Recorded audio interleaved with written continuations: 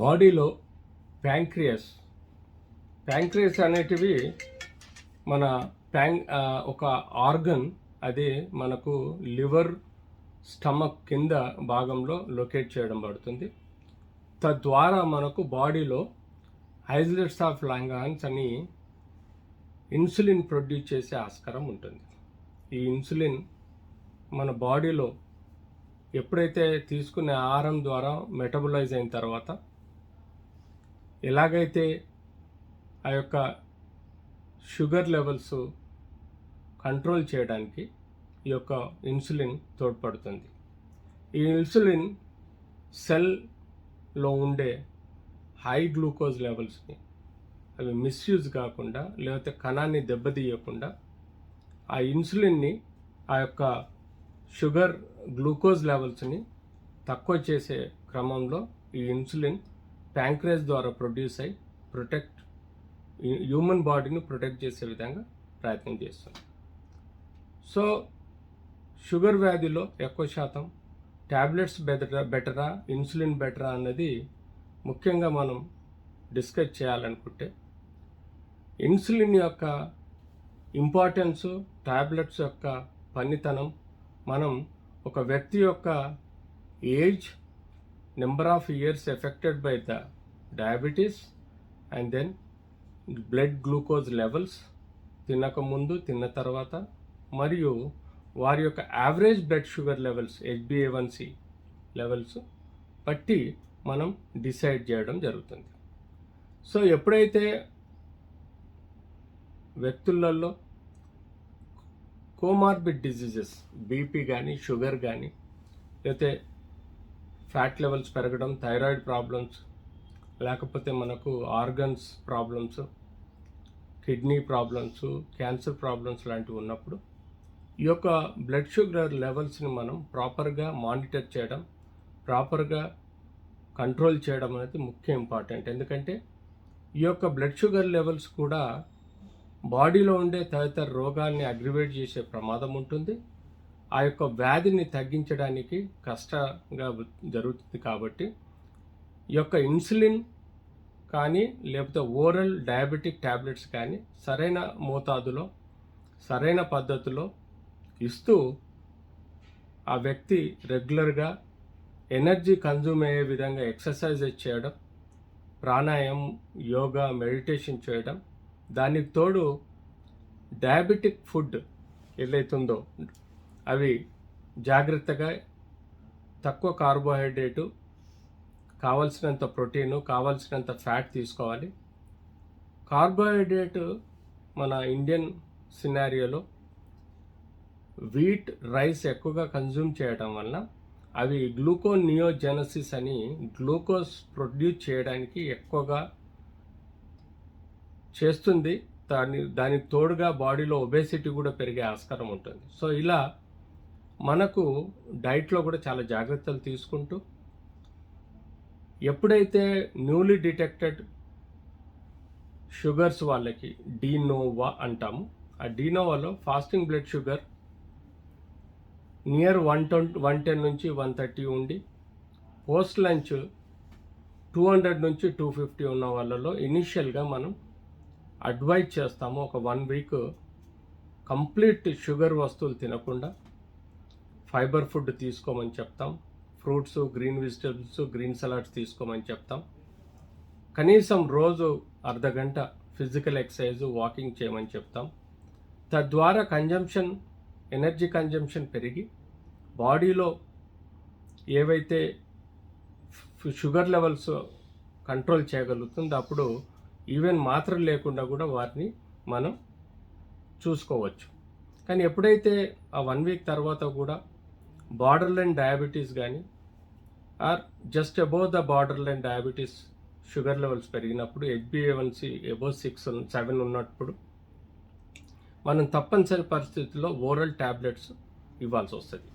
అంటే మెట్ఫార్మిన్ కానీ దానికి అసోసియేటెడ్ ఈ మధ్యకాలంలో చాలా మెడిసిన్స్ వచ్చాయి. వారి యొక్క పర్సనాలిటీలో ఉండే వ్యత్యాసం ఉన్న రకరకాల రోగ నిరోధక ఇష్యూస్ కానీ లేకపోతే కోమార్బిడ్ డిజీజెస్ కానీ పారామీటర్స్ ఎవాల్యుయేట్ చేసి బేసిక్ మెట్ఫార్మిన్తో పాటు కొన్ని supportive oral anti diabetic tablets ఇవ్వడం జరుగుతుంది. వాటిని మనం కనీసం 3 నెలల వరకు మానిటర్ చేస్తూ బ్లడ్ షుగర్ లెవెల్స్ మెయింటైన్ అయితే వాళ్ళకి ఇన్సులిన్ అవసరం పడదు.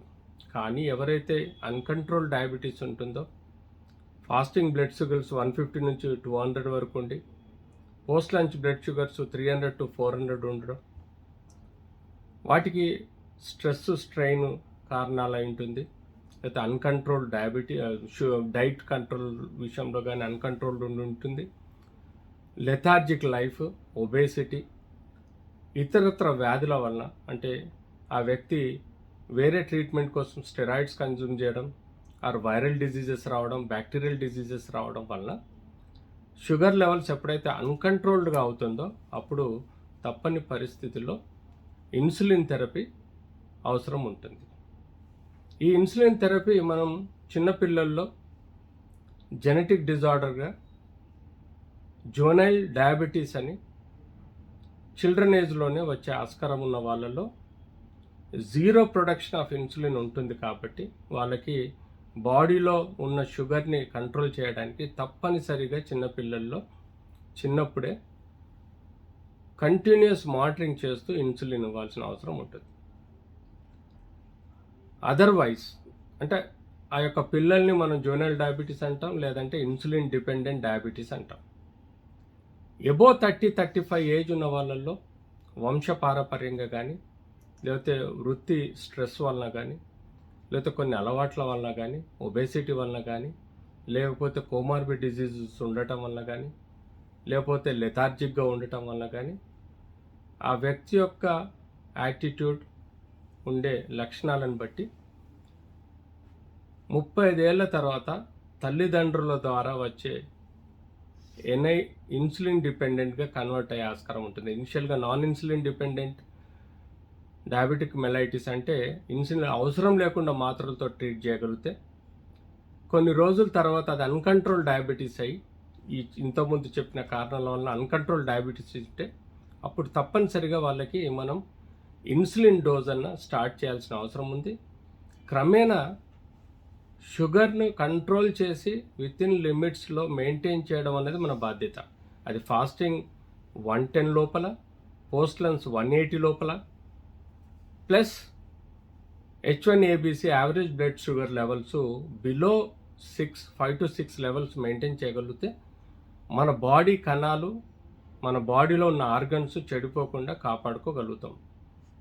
ఈ యొక్క షుగర్ కంట్రోల్ కోసము మాత్రలు తీసుకుంటామా లేకపోతే ఇన్సులిన్ వేసుకుంటామా అనేది కాదు.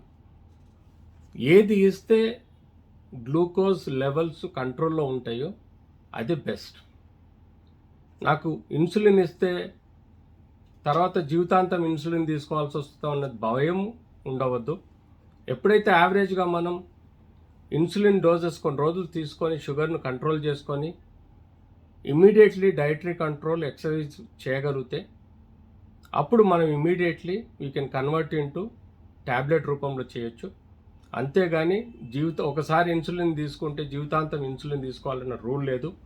మనం ప్రెగ్నెన్సీలో, అలాగే కొన్ని వైరల్ డిజీజెస్లో, బ్యాక్టీరియల్ డిజీజెస్లో సడన్గా గ్లూకోజ్ లెవెల్స్ పెరిగిపోతాయి. అలాంటప్పుడు ఇన్సులిన్ ద్వారా మనం కంట్రోల్ చేస్తే ఆ సమయంలో అప్పుడు గ్లూకోజ్ లెవెల్స్ కంట్రోల్ అయితే ఫ్యూచర్లో డయాబెటీస్ వచ్చే ఆస్కారం కూడా లేదు. అవసరం ఉంటే మాత్రలు వాడచ్చు, లేకపోతే మాత్రలు కూడా మానేసి అలాంటి వాళ్ళల్లో షుగర్ని మేనేజ్ చేయవచ్చు. సో